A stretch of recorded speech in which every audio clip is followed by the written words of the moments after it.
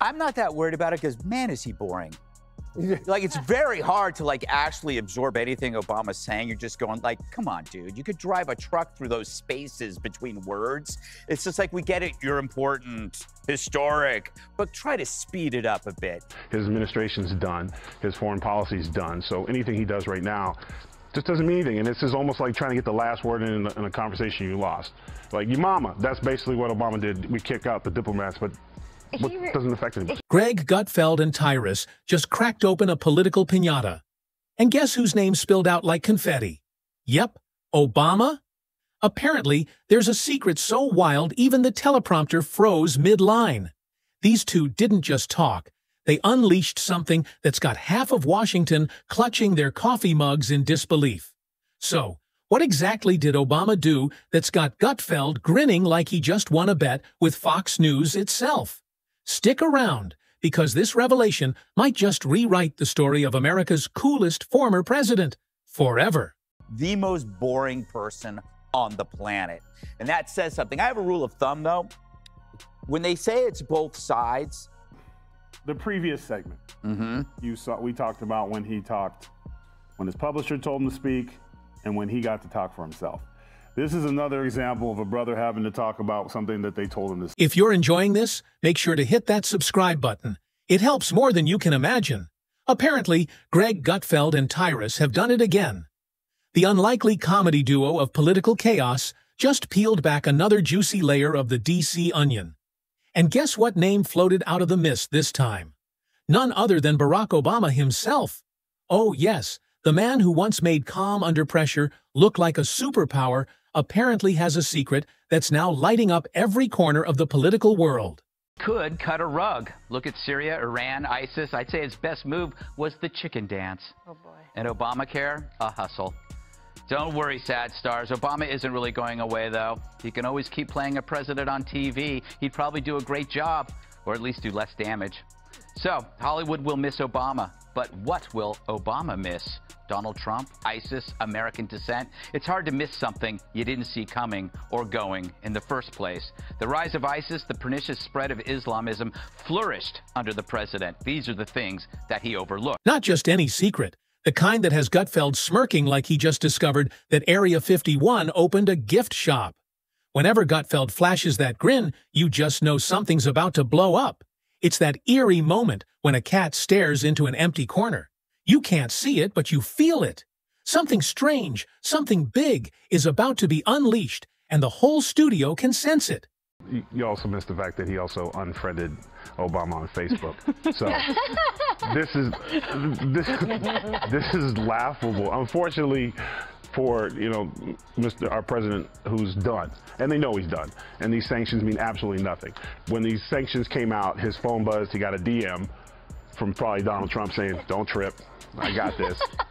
We'll fix it, after the 20th. And he went, "Okay, cool. We're good. Now go ahead, enjoy." Sure enough, Tyrus, the sidekick, human lie detector, and king of sarcasm, was right there, arms crossed, ready to break down the madness. Because when Gutfeld and Tyrus decide to expose something, it's never a calm discussion.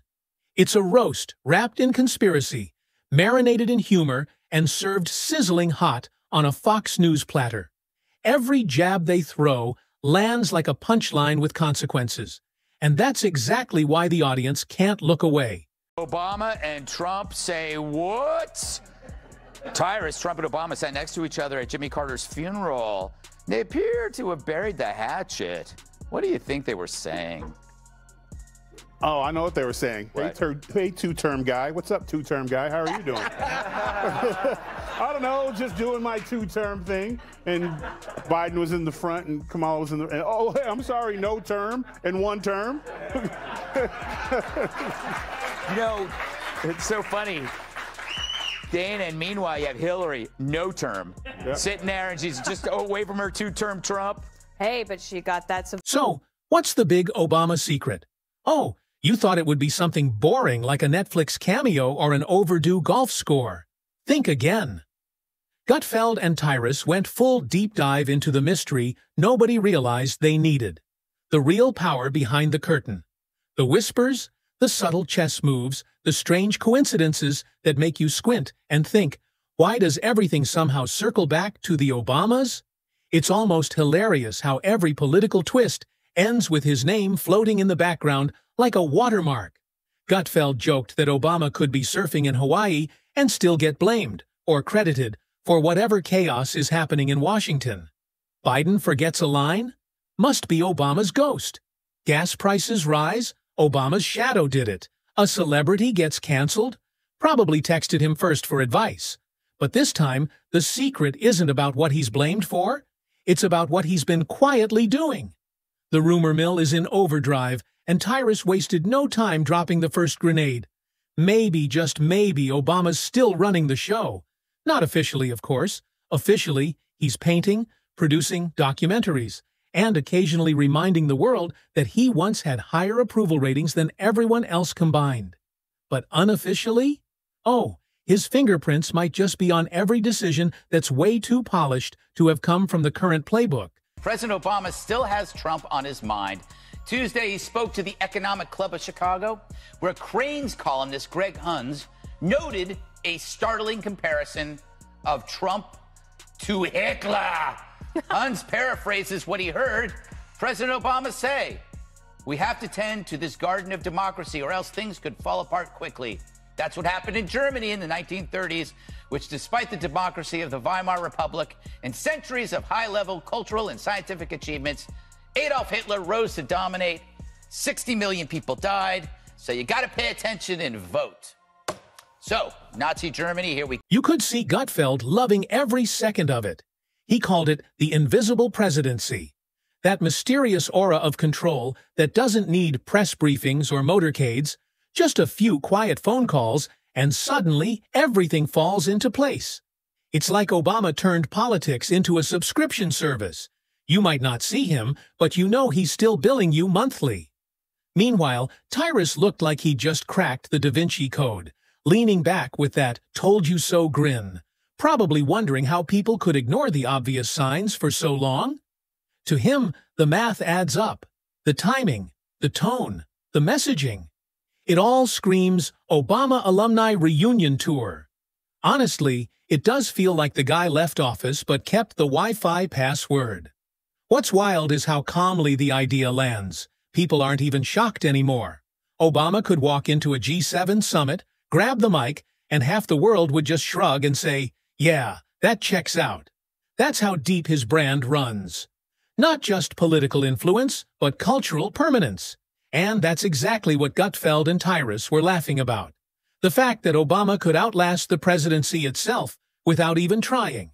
They broke it down like a political crime scene. Every time a speech sounds too smooth or a talking point feels too sharp, there it is again. The Obama signature. That faint scent of eloquence in a world allergic to it. The website, I think, was $29 a month for the fiddling crew. I don't think the American people are glad to see that one go, but when Kennedy acknowledged earlier that Joe was going to be taking this over. So they put the two most easiest things to cut off that there was no victory, and I think he understood that, because let's remember, when he got out, when his term was up, he did not endorse Joe Biden, because Joe Biden was crooked and was fleecing the country then on his name. Gutfeld's comedic radar locked onto the ultimate irony. Obama's the only guy who managed to retire from politics and still control the plot. Everyone else leaves office and fades into memoirs or speaking tours. But Obama, he turned his presidency into a brand franchise. Obama, the sequel. Obama, the legacy series.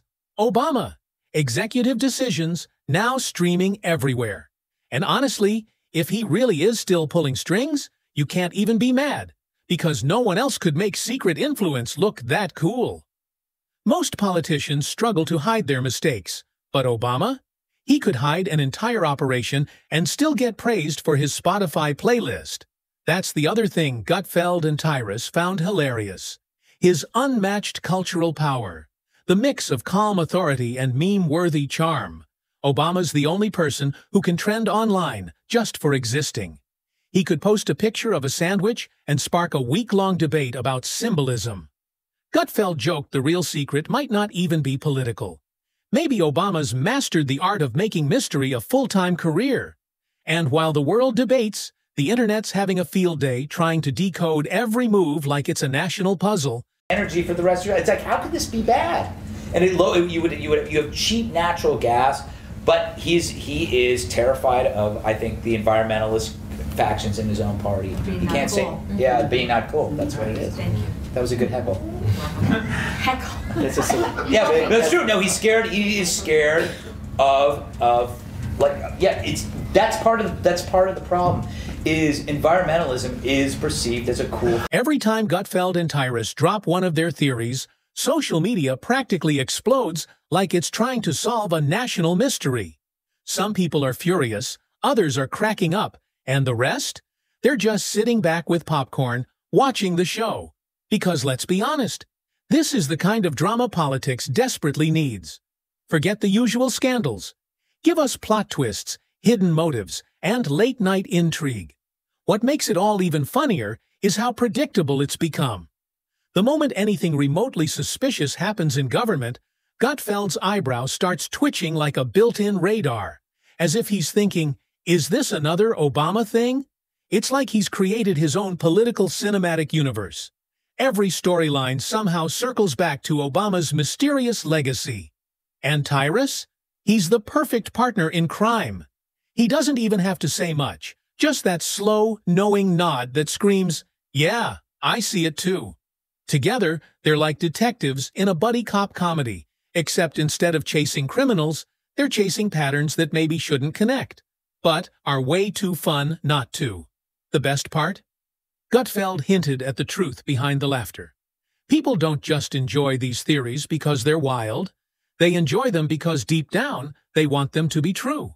First black president, you get that, oh, I can't have any problems. And Joe was like, don't worry, I'll get all the problems for you, all the smoke. So when he was doing that, you can tell it's disingenuous because he's doing what he's supposed to be doing instead of saying, look, I'm going to put this moron who's going to steal and make it way worse. And now we've seen from that date, from that time, how big the spending and ridiculousness has gotten with Joe Biden's fingers always being around with the exception of 4 years. So I think, and if you asked him if the camera turned off, he would have been like, man, I can't believe we're going to let this dumb be in charge of this stuff. You know he's going to screw this up, right? That's exactly what would have happened. There's something oddly comforting about believing there's still an adult in the room. Someone quietly steering the ship while the chaos rages on. And let's face it, chaos doesn't fit Obama's style. He's too composed, too polished. If he really is behind the curtain, he's making sure the curtain is ironed first. Then came the biggest bombshell of all. The idea that Obama's influence might not just be political, but media deep. That's what makes Gutfeld and Tyrus's revelation both hilarious and strangely believable. The man probably has a make it go viral button hidden somewhere in Martha's Vineyard. Honestly, it's not even a stretch. Obama's the only ex-president who can outshine current ones without breaking a sweat. You could have 3 people arguing policy in the Oval Office, and one text from Obama would end the debate instantly. That's not politics. That's Jedi-level persuasion. Of course, Gutfeld couldn't resist the irony. For years, people mocked talk of shadow governments and deep states, but now it's starting to sound less like fiction and more like flawless management. Obama's now a Republican. Everyone knows that getting rid of the deficit will require some tough decisions. And that includes cutting back on billions of dollars in programs that a lot of people care about. I think Obama appreciates Trump for saying what he wished he could say. Well, not just that, and they also were both saying, hey, we both won twice. So that Yeah. Obama Management Corporation. That's what Gutfeld jokingly called it. A place where every crisis comes with a ready-made statement and a perfectly timed smirk. Tyrus burst out laughing at the image. Obama in a sleek leather chair, surrounded by advisors, calmly watching the world spin while sipping coffee labeled Hope and Control. And honestly, if anyone could run the show from the shadows and make it look effortless, it's the guy who turned campaign speeches into poetry and made politics feel like a TED Talk. But even through the laughter, there's that little voice whispering, what if Gutfeld's not completely wrong? Somehow, everything still moves to Obama's rhythm. Every new leader, Every fresh controversy, it all feels like a remix of his original playbook. That's what makes this secret both hilarious and terrifying. If true, Obama's basically the world's most charming puppet master. And if false, he's still living rent-free in everyone's heads.